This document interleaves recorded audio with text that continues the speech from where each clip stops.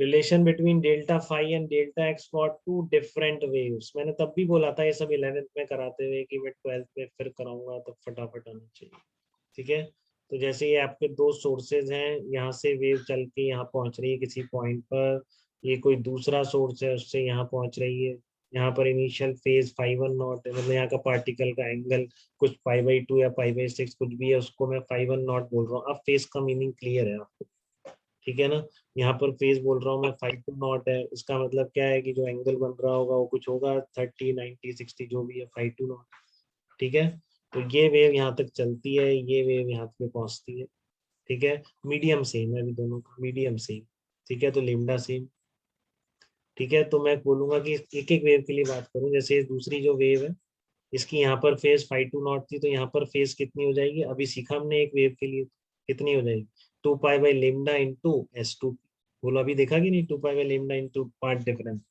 तो ये जो वेव जा रही है यहाँ से निकल के यहाँ पहुंची है, तो यहाँ पर फेज माइनस यहाँ पर फेज, कितना phase difference, 2 pi into S2P। इसमें कोई डाउट बेटा किसी को, इसमें कोई डाउट बताइए किसी को भी। तो 5 to P पॉइंट का फेज है ना।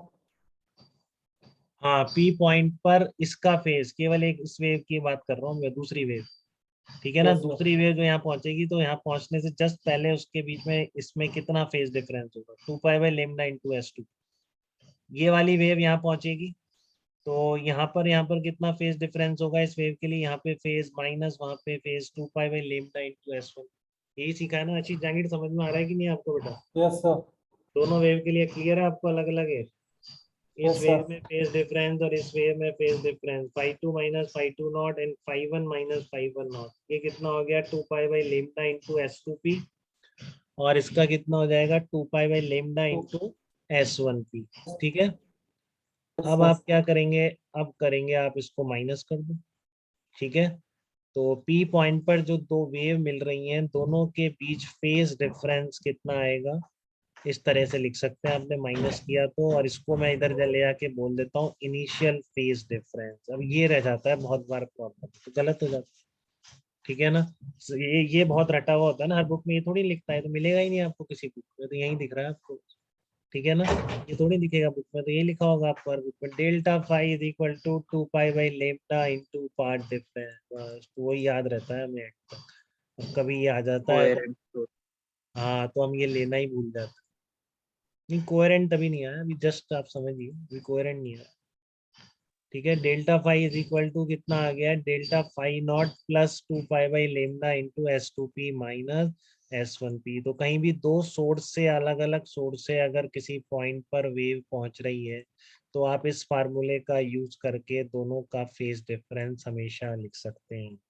ठीक है ना, यहाँ तक बात क्लियर है। अभी बताओ, फेज डिफरेंस दो पॉइंट्स का, अगर एक पॉइंट पर दो जगह से वेव्स आके मिल रही है, दो सोर्सेस से वेव का सुपरपोजिशन हो रहा है, ठीक है, तो उस पॉइंट पर दोनों वेव्स के बीच में फेज डिफरेंस क्या होता है, 2 पाई, इनिशियल फेज डिफरेंस जब चली थी वहां से वेव, ठीक है, plus 2 pi into S2P minus S1P। कभी भी कोई भी नहीं भूल सकता इस रिलेशन। अगर भूल गया तो बस वो कहीं जा नहीं सकता, भी वहीं रहेगा, जयपुर में ही रहेगा। ठीक है, फिर कहीं नहीं जाएगा। Phase difference is equal to delta phi not plus 2 pi into S2P minus S1P। If delta phi not does not change with time, अब इम्पोर्टेंट बात शुरू होती है।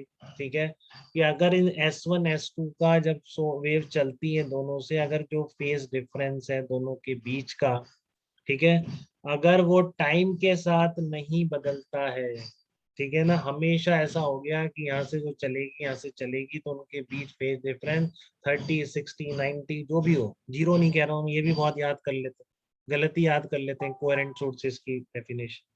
ठीक है ना, अभी मैं क्या कह रहा हूँ कि आपके जो भी यहाँ से वेव चली है, S1 से पहुंच के यहाँ पर पहुंची है, S2 से पहुंच के यहाँ पर पहुंची, इन दोनों वेव्स में जो फेज डिफरेंस है, ठीक है ना, वो आपने लिख लिया। तो अगर मैं कह रहा हूँ कि ये अगर इनिशियल फेज डिफरेंस कांस्टेंट है, तो किसी भी पॉइंट P पर जो फेज डिफरेंस है वो टाइम के साथ नहीं बदल सकता, क्योंकि ये चीज टाइम के साथ थोड़ी नहीं बदल जाएगी। सोर्सेज आपने फिक्स कर रखे हैं, तो ये तो क्या है, स्पेस में डिस्टेंस ली गई है ना, समझ रहे हो बेटा। जैसे स्क्रीन पर ही समझ लो, एक पॉइंट यहाँ लगा दूं, एक पॉइंट यहाँ लगा दूं और एक पॉइंट ये हो गया, तो ये डिस्टेंस थोड़ी नहीं टाइम के साथ चेंज हो, ठीक है ना। एक पर्टिकुलर पोजीशन पर S1P और S2P थोड़ी नहीं टाइम के साथ चेंज हो सकते। अगर ये 5 है, ये 4 है, तो हमेशा ही 5 रहेगी, हमेशा ही 4 रहेगी। कोई दूसरा पॉइंट है, दूसरे पॉइंट की मान लो ये 10 है, ये 9 है, ठीक है, तो हमेशा ये 10 और 9 ही तो रहेगी, ठीक है। तो मैं ये बोल सकता हूँ क्या, स्पेस के किसी भी पॉइंट पर फेज डिफरेंस टाइम के साथ चेंज नहीं हो सकता अगर सोर्सेस का इनिशियल फेज डिफरेंस टाइम के साथ चेंज नहीं हो रहा है, ठीक है। तो ऐसे सोर्सेस जिनका phase difference, initial phase difference time के साथ नहीं बदलता है, क्या कहलाते हैं, कोहेरेंट सोर्सेस कहलाते हैं, ठीक है।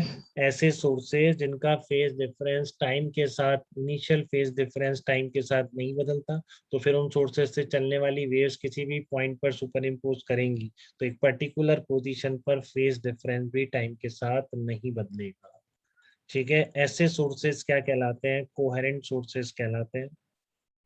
And superposition of such waves, ठीक है ना, समझ गए। ये देखो वेव दो जगह मिल रही है, जब सिंपल सुपरपोजिशन कहलाता है फिजिक्स, ठीक है। कैसे पढ़ते हैं अब इनको, सुपरपोजिशन ऑफ वेव्स के नाम से, सुपरपोजिशन है सिंपल, ठीक है। अब ऐसे सोर्सेस से चलकर आ रही है वेव जो कि कोहेरेंट है, तो इस सुपरपोजिशन को एक नाम और हम रख देते हैं जिसको हम क्या कहते हैं, इंटरफ्रेंस कहते हैं, जो हमारा इस पूरे चैप्टर का मेन टॉपिक है।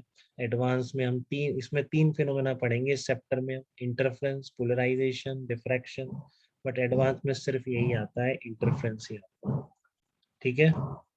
क्लियर है आपको ये बात। तो अब आपको इतना समझ में आ चुका है कि वेव्स दो पॉइंट पर अगर डिफरेंट डिफरेंट सोर्स से आके वेव मिलती है तो उनमें फेज डिफरेंस भी हो सकता है, ठीक है। तो अब हम इसके आगे चलते हैं, ठीक है।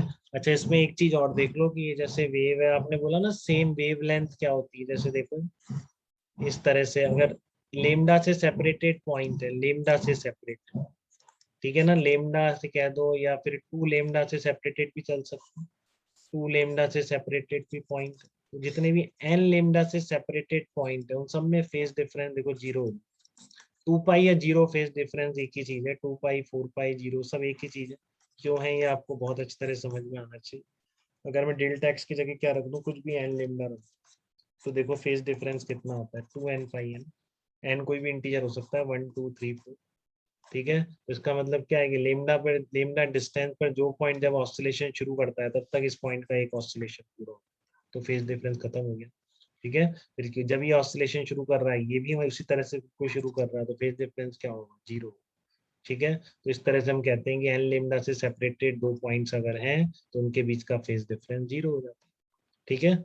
और अगर लेमडा बाई 2 से होंगे तो कितना होगा उनके बीच, देखो लेमडा बाई 2 से दो पॉइंट सेपरेटेड है, उनके बीच का फेज डिफरेंस कितना है, फाइव। फेज डिफरेंस, और अच्छी तरह आ जाए इसलिए बता रहा हूँ, पाई आर। पाई का क्या मतलब हुआ कि जैसे ये दोनों पॉइंट है उल्टी। उससे सेपरेटेड है, तो जब, अपोजिट।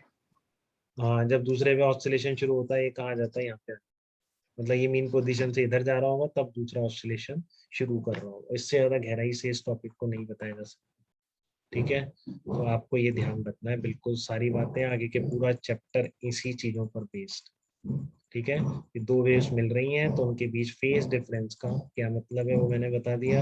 अगर ये टाइम के साथ नहीं बदलेगा तो आपको टाइम के साथ कहीं भी फेज डिफरेंस चेंज नहीं, ठीक है।